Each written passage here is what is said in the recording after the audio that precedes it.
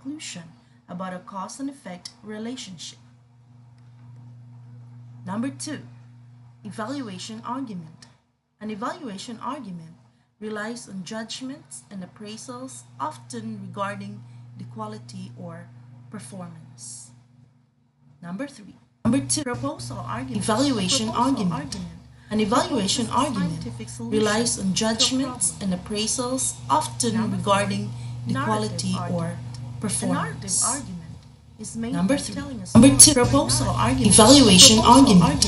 An evaluation argument relies on judgments and appraisals that the writer understands the original argument before attempting to counter it. And number 6, definition argument. A definition argument uses definition as a starting point in making a case.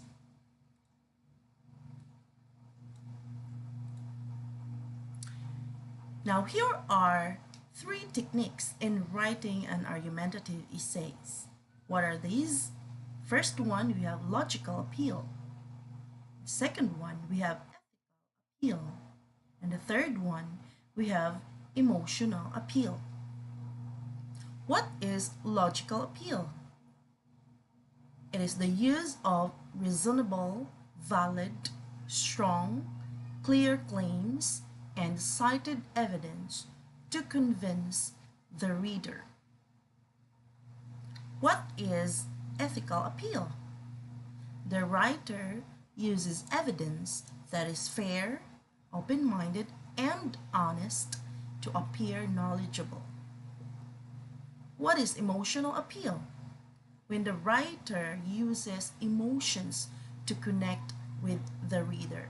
So those are the 3 writing techniques in argumentative essay. So, please prepare a pen and a paper for the following questions.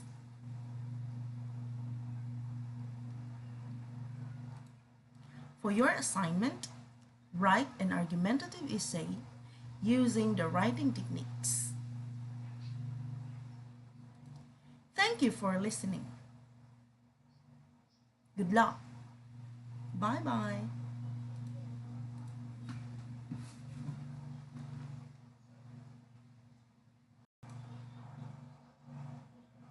Now here are the 3 techniques being used in writing argumentative essay. The first one, we have logical appeal.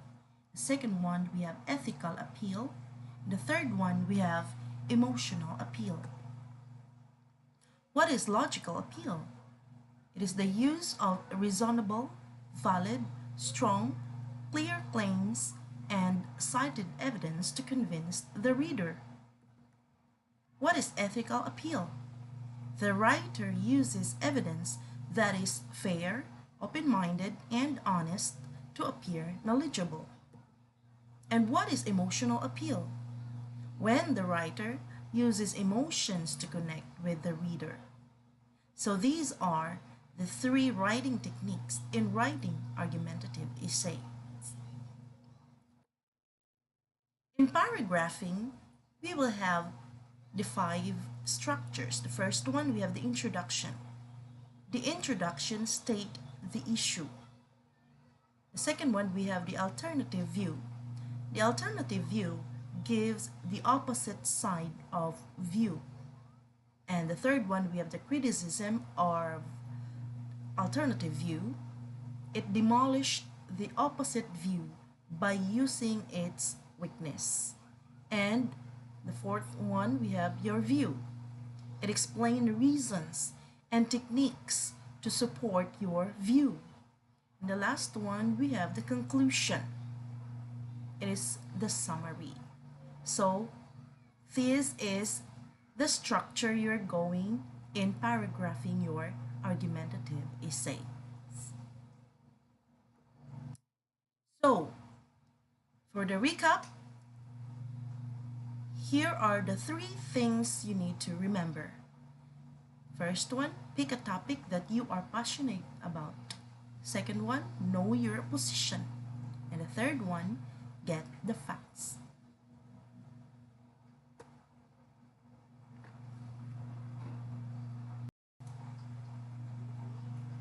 Hi, good day. My name is Teacher Jackque. I'm a grade 10 English subject teacher. Today, you're going to learn about an argumentative essay. But before that, please prepare the following: a pen and a paper, and the modules.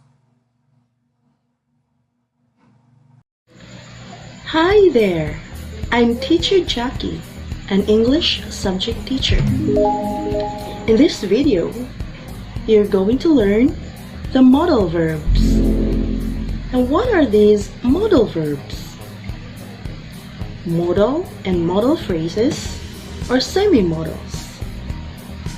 A modal is a type of auxiliary or helping verb that is used to express ability, possibility, permission, or obligation.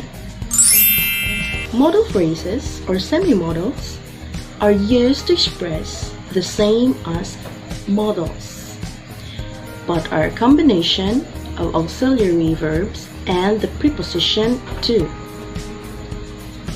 The modals and semi-modals in English are can, could, be able to, may, might, must, have to, will, and would. Now let's tackle first the modals can, could, and be able to. These can be used in the present, future, and in the past. These modals expresses ability or lack of ability. Can, could, and be able to are used to express a variety of ideas in English. The combination in using can and be able to in the present and in the future is this: can or can't plus base form of the verb. Example: Tom can write poetry very well. I can help you with that next week. Lisa can't speak French. So those are the examples. Am, is, are, will be, plus able to, plus base form of the verb. Or on the other hand, if it is going to use in a lack of ability, you're going to have this combination: I'm not, isn't, or aren't, or won't be, plus able to, plus base form of the verb.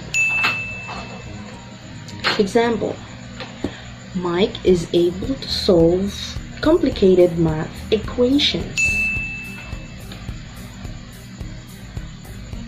The support team will be able to help you in about 10 minutes. I won't be able to visit you next summer. Now let's use these modals in the past.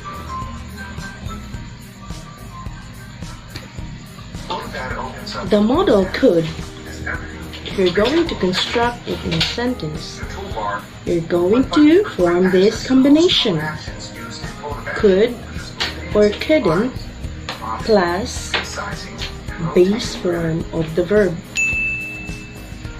Example: When I was a child, I could climb trees.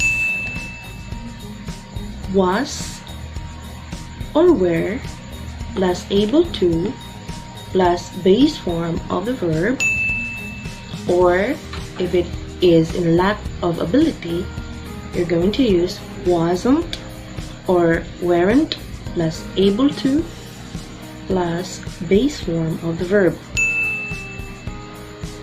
or hasn't or haven't plus being able to plus base form of the verb. Example, I wasn't able to visit her in the hospital. He hasn't been able to get in touch with a client yet. Note, can and could do not take an infinitive to and do not take the future auxiliary will.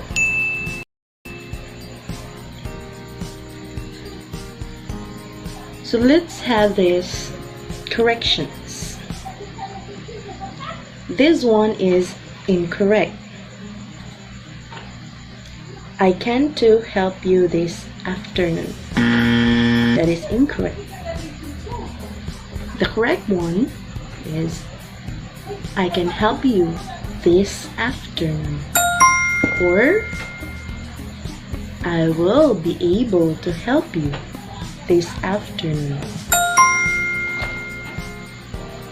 We are also going to use the modals that expresses the possibility or impossibility.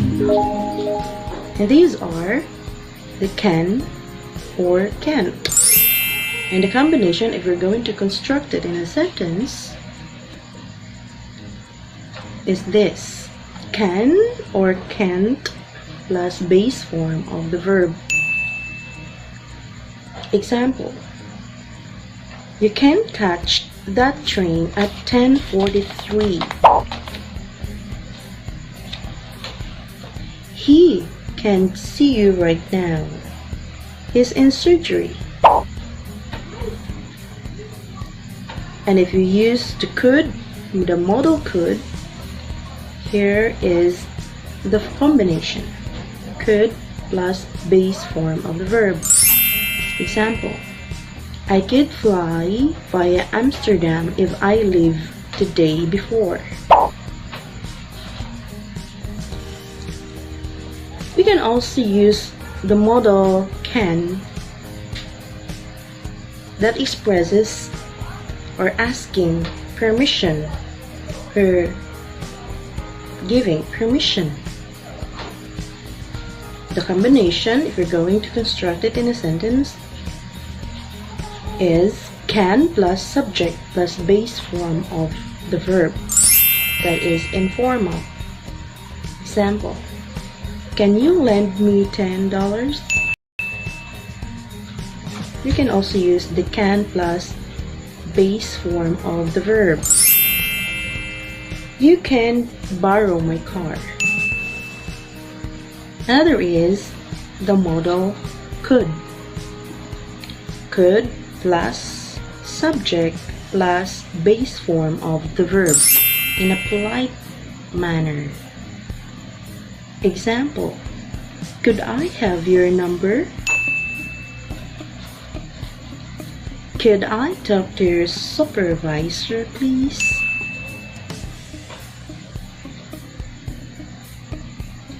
Make a suggestion, or to make a suggestion use. If you're going to use this modal in making suggestion or giving suggestions, then you could use this one: could plus base form of the verb.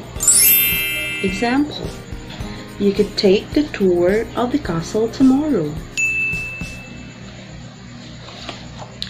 So those are the modals: can, could, and be able to. Now let's come to the modals may and might. They express formal permission and formal prohibition. May or may not plus base form of the verb. Example, you may start your exam now. You may not wear sandals to work. And these modals are also used in a polite request. May plus subject plus base form of the verb. Example, may I help you?